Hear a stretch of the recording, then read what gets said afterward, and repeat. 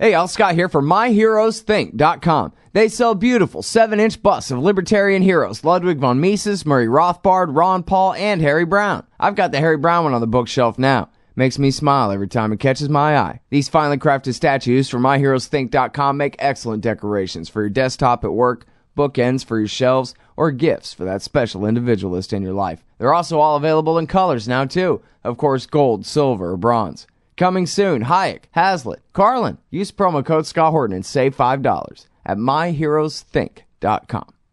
All right, y'all. Welcome back to the show. It's the Scott Horton Show. I'm him. We're at Liberty Express and No Agenda Radio and at my website, scotthorton.org. Of course, keep all my interview archives there as well. More than 3,000 of them now going back to 2003. scotthorton.org. Join us in the chat room there during the show. scotthorton.org/chat. All right, enough of that. Next guest is Roy Gutman from McClatchy Newspapers. Welcome back to the show. Roy, how are you doing? Good, Scott, and glad to be on the show. Well, good. I'm very happy to have you here, and you are in Geneva, Switzerland right now, correct? Yes. In fact, I'm here watching the Iran nuclear talks, which are halfway through the 2-day period. So I read this, I believe this is your most recent piece, U.S. Iran hope to reach deal by Friday on nuclear program, and I didn't frown a single time in the whole thing. It sounds like they're really going to do it. You couldn't find anybody saying, oh, I don't know. Well, I mean, in a sense, look, this has been a decade in the making. There's been a lot of ups and downs, mostly downs. The relationship has been extremely tense at times. Iran has been building up its stockpiles of uranium that has been purified to a very high degree, much more than they really need, and in quantities far beyond what they need. And there's a lot of worry that they're sliding toward a nuclear weapon. So I think the idea now is better stop it while you can before things get worse. And it's going to require some real compromises, I think, on the part of the Western countries and Russia and China. Yeah, that's certainly one way of looking at it. It seemed to me more like the Westerners have been completely impossible and have thus far refused up until now to recognize Iran's right to a civilian nuclear program, that their 20% uranium stockpile was mostly just for their American-built medical isotope reactor, and the rest is just the bargaining chip for just this purpose, something to trade for a lifting of sanctions and something like a security guarantee from the Americans, right?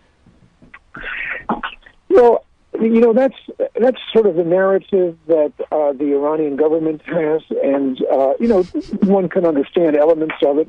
But as a matter of fact, it doesn't really make a lot of sense to have a huge quantity, something like 6 metric tons of low-enriched uranium that they say would be used for nuclear power reactors, when they only have one reactor, and that's supplied by Russia, and the fuel is supplied by Russia. So they really didn't need it for that purpose.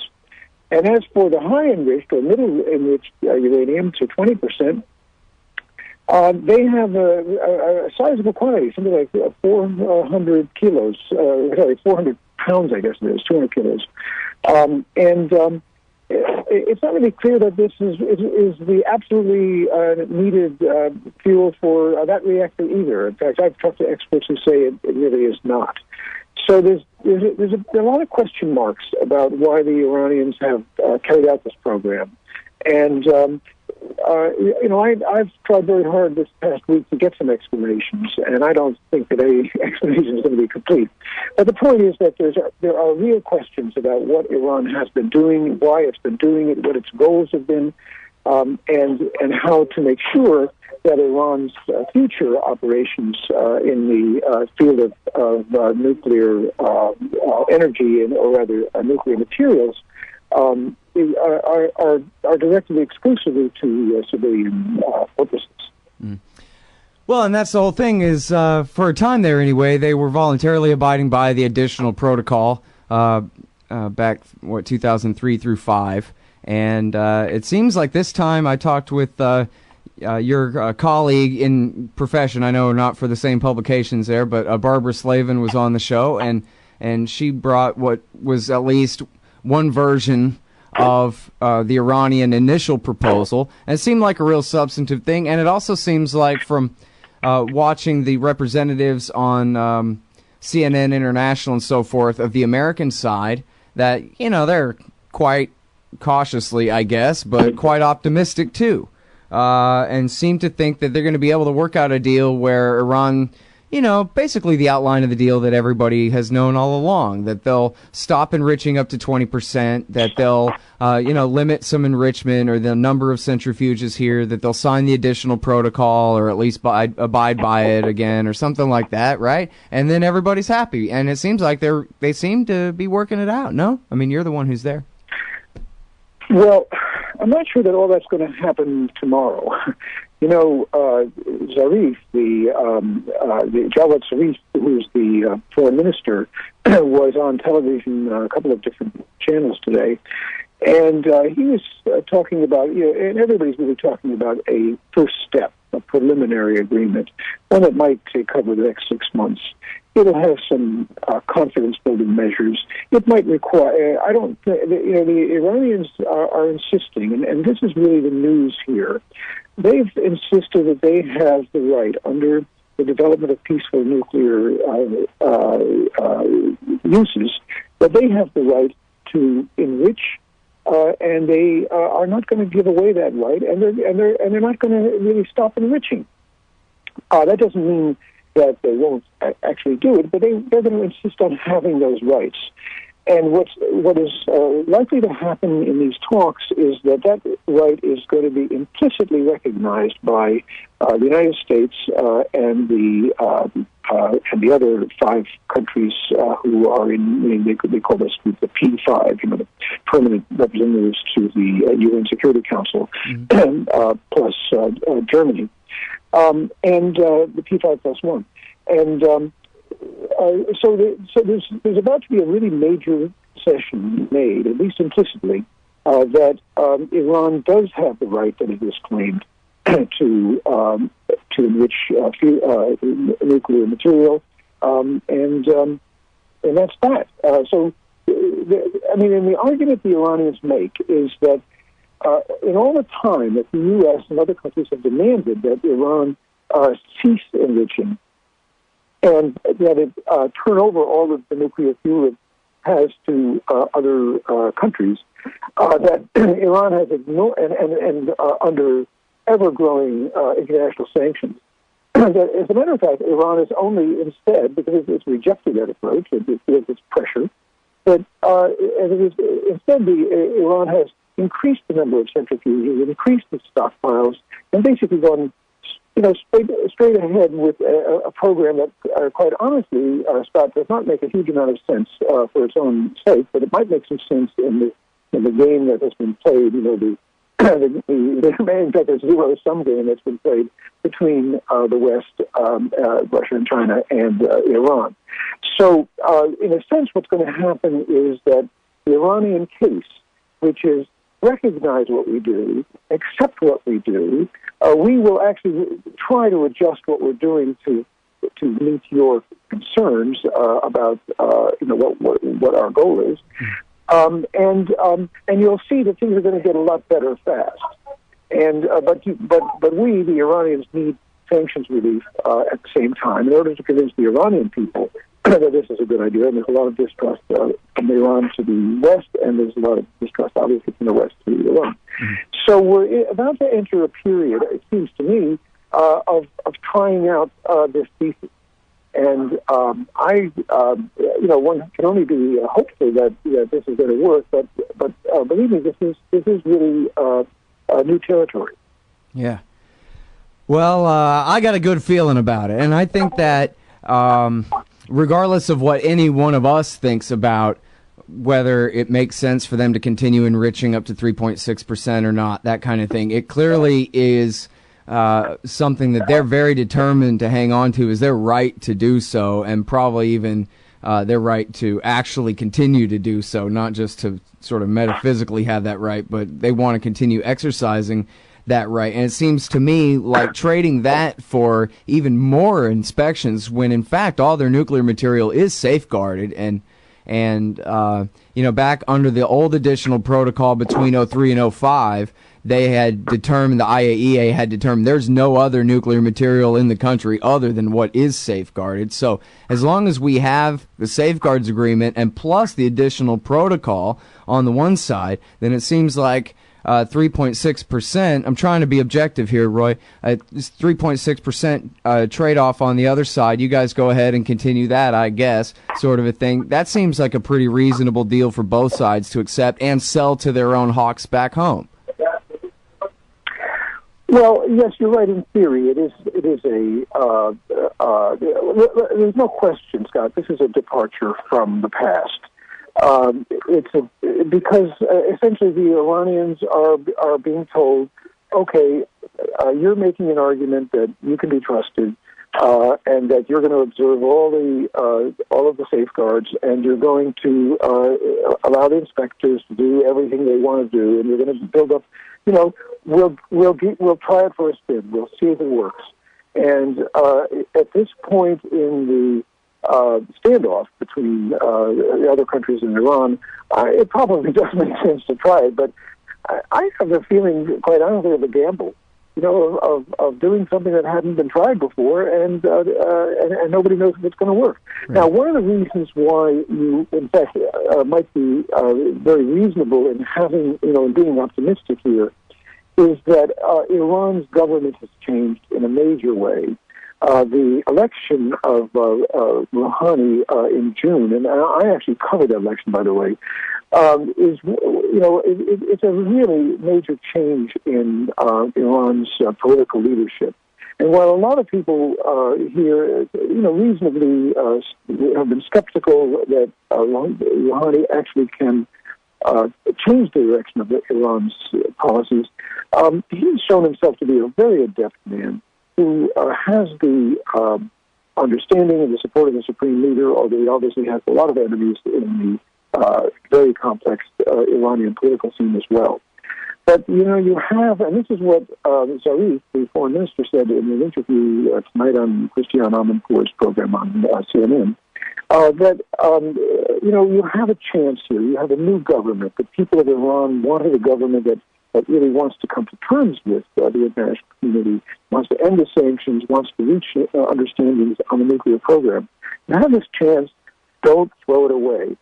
And I think that actually is one of the most important reasons that the Western countries and the other participants are willing to take what I think is a calculated gamble. Uh-huh. Yeah, that's just what I was going to ask you, because it seems to me like even if the terms of the deal are sort of sketchy and it's a gamble, the way you say and all that, it's sort of like just, having the big handshake.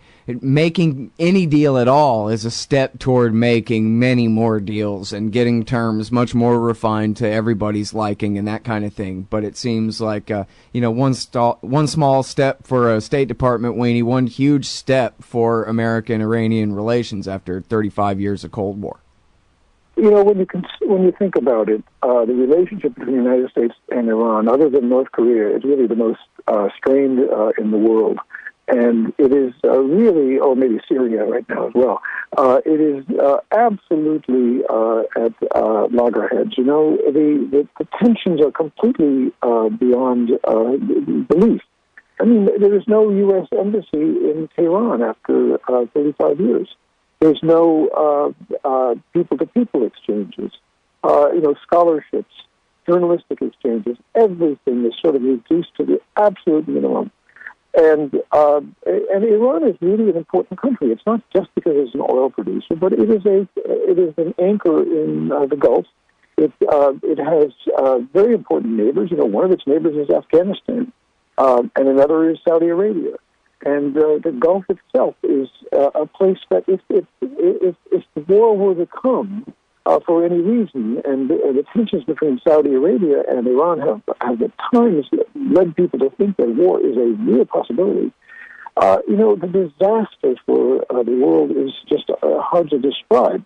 It's not just oil prices going up; it's everything becoming chaotic. So trying to resolve this fundamental difference between the U.S. and Iran, and Iran and the rest of the world, especially over its nuclear program, but really there are many, many other issues, is really a top priority. I think that the Obama administration, we all have thoughts that they're pretty ineffective in a lot of places, and they have a hands-off policy in places where they might have hands-on, like Syria. That they do, however, have the priorities straight in addressing Iran as, in a way, sort of the supreme issue of the day. Yeah. And that if they could solve this out, sort this out, they might be able to solve other problems as well. So that's why a lot more hangs on this tentative preliminary agreement than just simply Iran's nuclear policy. Right. Well, 4 years ago, they were doing this. October 2009, it all fell apart. It didn't go anywhere, and then the deadline was up, and more sanctions kicked in, and all of this. And just from the center of Texas here, Roy, without being able to really tell beyond the headlines, it sure does seem to me like Washington, D.C. really wants this time, or at least the Obama administration has certainly decided that they mean it and they want to see this through. In 2009, it seemed more like they wanted to stall for time until they could get more sanctions in place. But this time it seems different, no?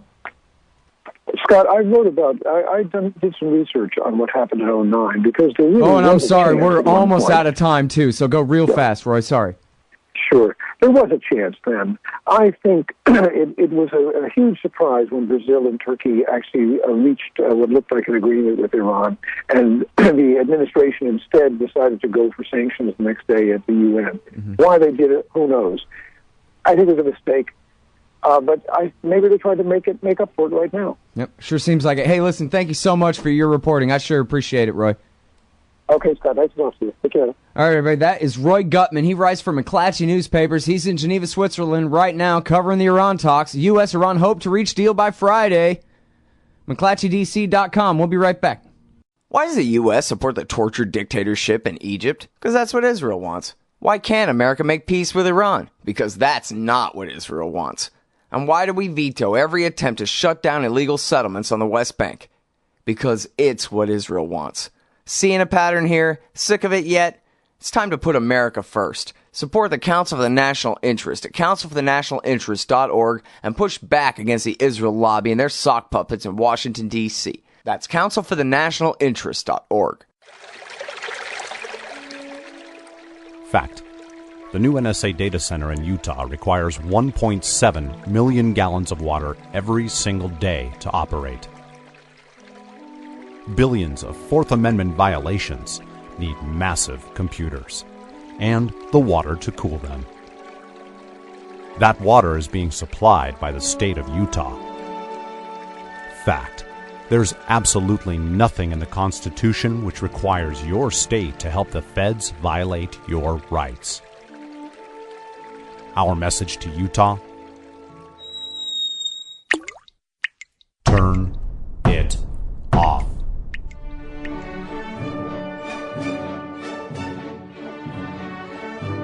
No water equals no NSA data center. Visit offnow.org.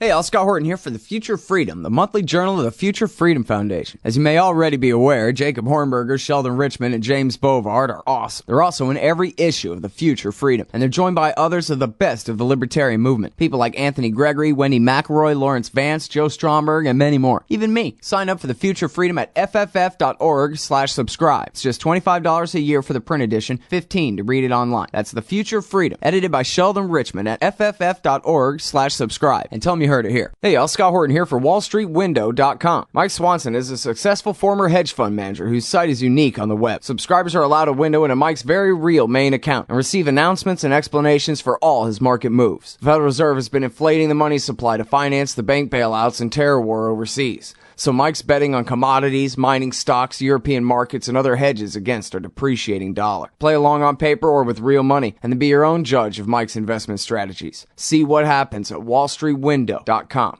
Hey, all, Scott here, hawking stickers for the back of your truck. They've got some great ones at libertystickers.com. Get your son killed, Jeb Bush 2016. FDR, no longer the worst president in American history. The National Security Agency, blackmailing your congressman since 1952. And USA, sometimes we back Al-Qaeda, sometimes we don't. And there's over 1,000 other great ones on the wars, police, state, elections, the Federal Reserve, and more at libertystickers.com. They'll take care of all your custom printing for your band or your business at thebumpersticker.com. libertystickers.com. Everyone else's stickers suck.